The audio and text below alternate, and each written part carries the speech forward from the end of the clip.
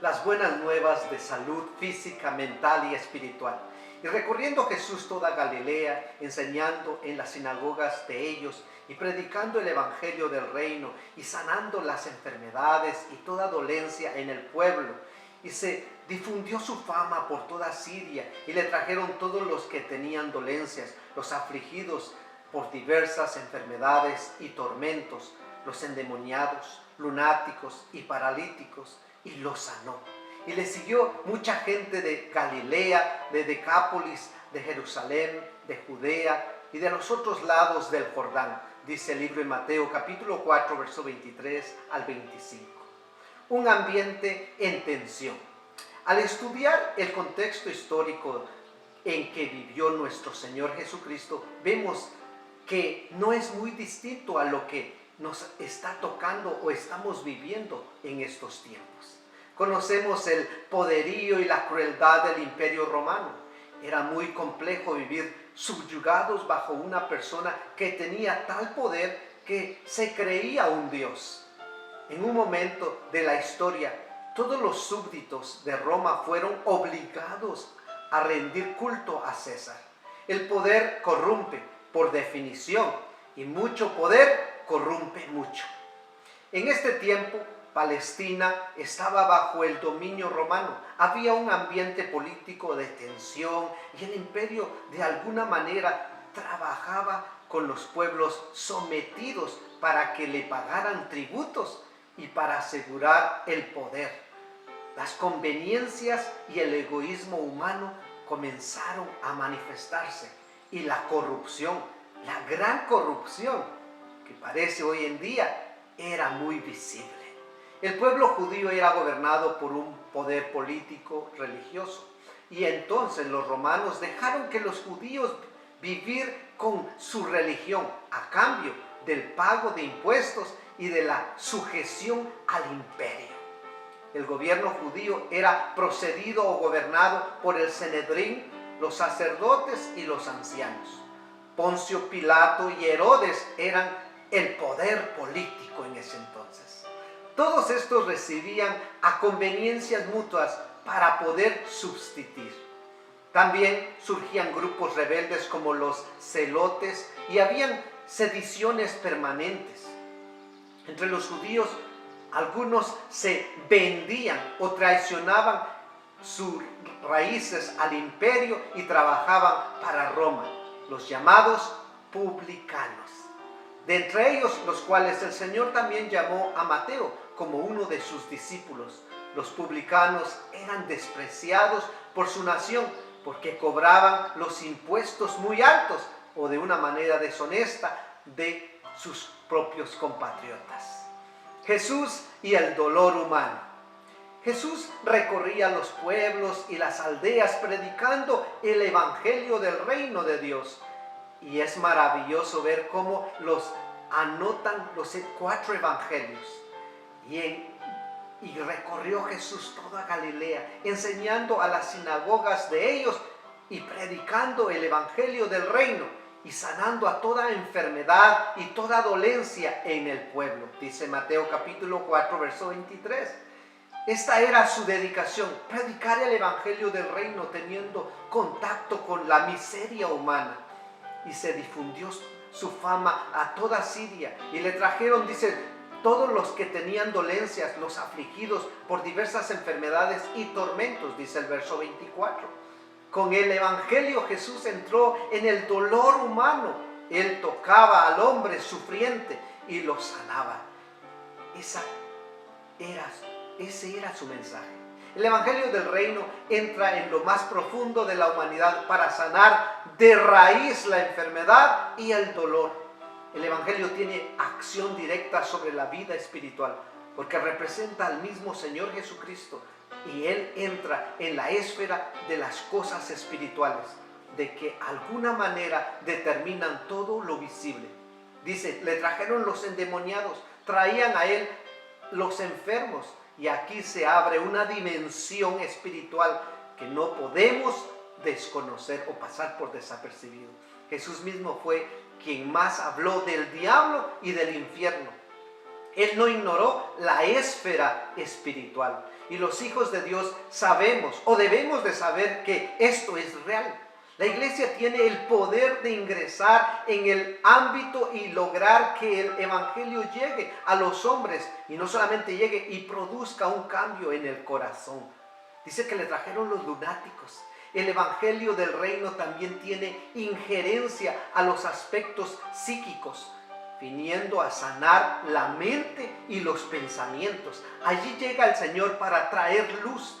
El Señor también recibe a los lunáticos. Él quiere sanar a todos y darles equilibrio psicológico. Hoy estas esferas están secularizadas, gobernadas por una mente sin Dios. Las universidades y los sistemas educacionales se oponen al acceso del reino de Dios y de su palabra. Y por último dice, y paralíticos. El reino de Dios también toma su lugar en la esfera física.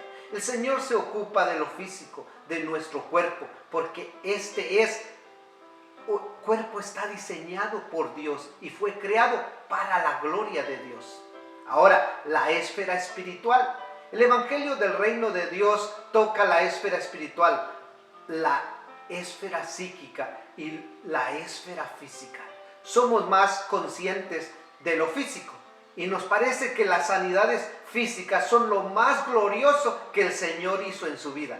Pero en el orden de importancia, lo físico es lo menor. La Escritura dice que nosotros antes estábamos bajo la potestad de Satanás. Y Él os dio vida a vosotros cuando estabais muertos en vuestros delitos y pecados, en los cuales anduvisteis en otro tiempo, siguiendo la corriente de este mundo, conforme al príncipe de la potestad del aire, el espíritu que ahora opera en los hijos de desobediencia, dice el libro de Efesios capítulo 2, verso 1 y verso 2. Así andábamos todos nosotros, y el Señor lo define muy bien diciendo, el que no es conmigo, contra mí es, dice el libro de Mateo capítulo 12 y verso 30. En el ámbito espiritual hay solo dos esferas, no hay términos medios, o estás en el reino de Dios o estás bajo la potestad de las tinieblas. Así anduvimos nosotros en otro tiempo, entre los cuales también todos vosotros vivimos en otro tiempo en los deseos de nuestra carne, haciendo la voluntad de la carne y de los pensamientos, y éramos por naturaleza hijos de ira, lo mismo que los demás, dice el libro de Efesios capítulo 2 y verso 3.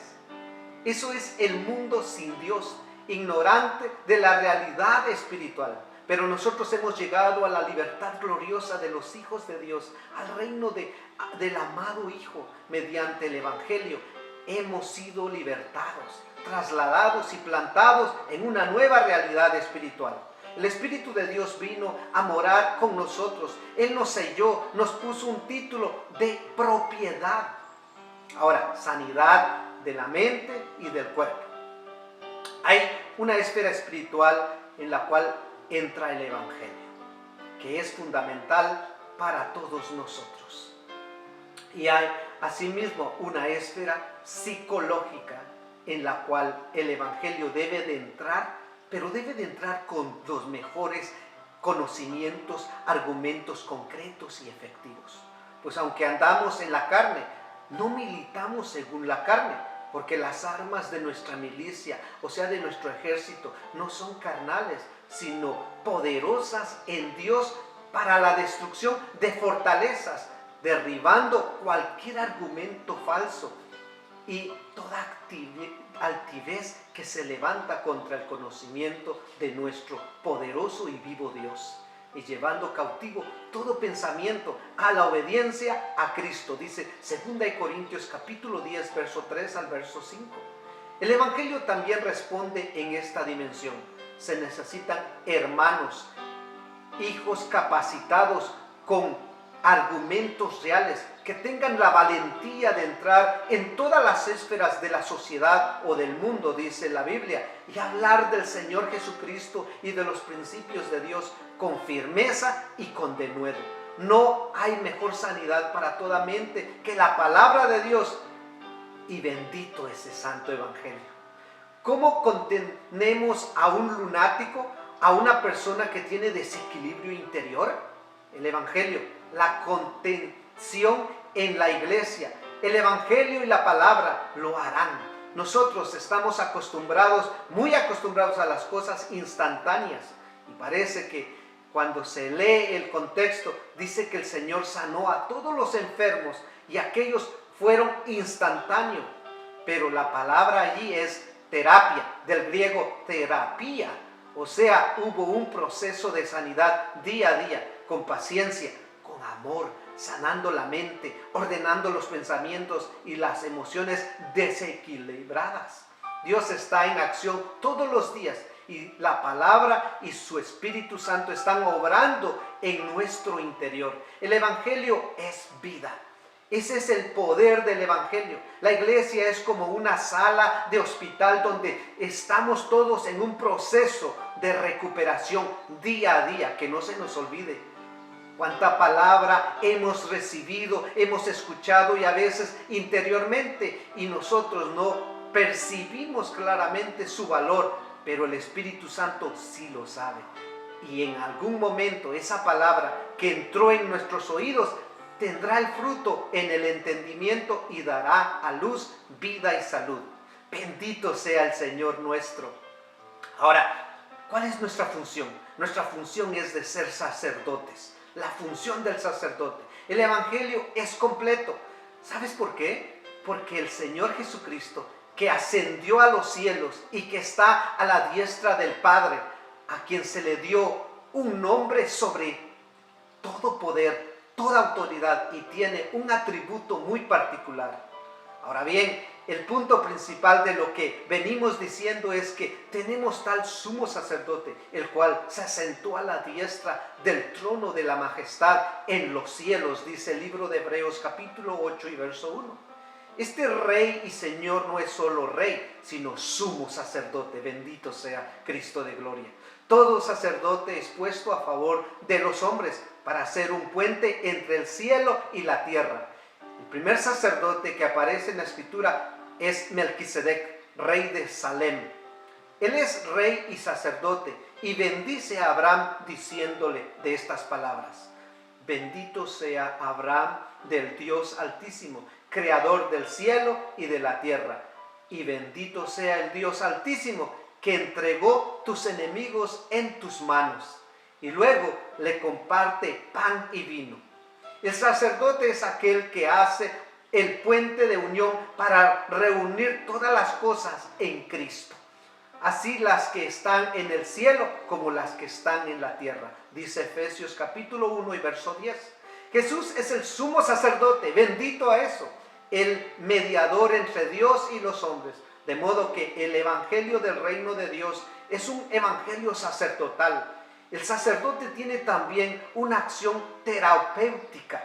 Los sacerdotes en el Antiguo Testamento eran los que confirmaban la sanidad de las personas. Cuando Jesús cura a 10 leprosos, les dice: id, mostraos a los sacerdotes. Pero solo uno de ellos volvió dándole gracias. ¿Por qué a los sacerdotes? ¿Por qué no a los médicos? Porque ellos eran las personas que debían confirmar la sanidad de aquellos que estaban enfermos. Así que Cristo, en su oficio, no solo es profeta y rey, sino también sacerdote, en la ejecución de su terapia, en la sanidad de las personas. Alabado sea el nombre de Cristo. El sacerdote tenía la función muy especial de ser un puente de unión. En el santuario entraban solo 2 sacerdotes. La vestimenta sacerdotal era muy significativa. Cada uno de sus partes señalaba a la persona y la obra de Cristo. En el pectoral y sobre sus hombros llevaba 12 piedras preciosas grabadas con los nombres de las 12 tribus de Israel, dice el libro de Levíticos, en el capítulo 11 al capítulo 13. En lo espiritual, eso significa que nuestro Señor Jesucristo, como sumo sacerdote, lleva sobre sus hombros y en su corazón la carga de los hombres para presentarlos delante del Padre, intercediendo por ellos. Ahora, ¿cuál es nuestro servicio sacerdotal como esposo y como padre? Al que nos amó y nos lavó de nuestros pecados con su sangre y nos hizo reyes y sacerdotes para Dios, su Padre. A Él sea la gloria e imperio por los siglos de los siglos. Amén, dice el libro de Apocalipsis capítulo 1, versos 5 y verso 6. De modo que ahora, en la proclamación del Evangelio del Reino, tú y yo somos sacerdotes por parte de Cristo, que llevamos las buenas noticias de sanidad primero en nuestro hogar y luego en nuestro contorno, siendo puentes de unión allí donde hay separación con Dios y teniendo la carga espiritual de las personas. No podremos ir a evangelizar si no tenemos esa carga espiritual. Podríamos aprender todo el ABC y toda la Biblia, pero no puedes evangelizar si no eres un sacerdote de Dios que ha sido tratado por años para llevar a ser un puente entre Dios y los hombres. Alguien que lleva una carga espiritual y que ora con clamor y lágrimas. Y Cristo, en los días de su carne, ofreciendo ruegos y súplicas con gran clamor y lágrimas al que lo podía librar de la muerte, fue oído a causa de su temor reverente, dice Hebreos capítulo 5 y verso 7. ¿Qué quiere decir esto? Si el Espíritu Santo no provoca este sentir en nosotros a favor de la gente, todo lo demás no será sino pura teoría. Debemos meditar en esto. Por favor, medita. Vivimos en un mundo tan individualista que muchas veces no saludamos ni a nuestros vecinos. Así hemos sido formados. Así de egoístas somos, pero los sacerdotes, según Dios, según Cristo, al igual que Cristo, debemos tener compasión por las multitudes. Eso es el Evangelio del Reino: dolerse y rogar por otros, orar con poder, resistir al diablo en la persona que se está muriendo, sentir dolor en el corazón. Somos testigos del dolor de tantas personas alrededor de nosotros, especialmente en estas situaciones. Mire, si usted sabe que es un sacerdote, tendrá mucho trabajo, pero si usted quiere vivir para sí y disfrutar la vida, esto solo será quizás un mensaje o una reflexión o una predicación más pasajera. Si va a tomar en serio al Señor, habrá complicaciones, habrá momentos difíciles, pero prefiero esto a fin de llegar delante del Señor habiendo dicho: Señor, esto pude hacer en tu gracia, en tu favor, por amor a ti, al Evangelio. Nosotros los creyentes o los que decimos haber aceptado a Cristo, vivimos realmente a veces ya en el cielo. La realidad del mundo es terrible. Muchos están muriendo sin Cristo, se están perdiendo. El Evangelio del Reino demanda de nuestro compromiso. Yo te invito a que evangelicemos y proclamemos las buenas nuevas de nuestro Señor, y que cuando lleguemos frente al Señor, cuando estemos en su trono, seamos dignos de lo que el Señor confió en nosotros. Que el Señor te bendiga.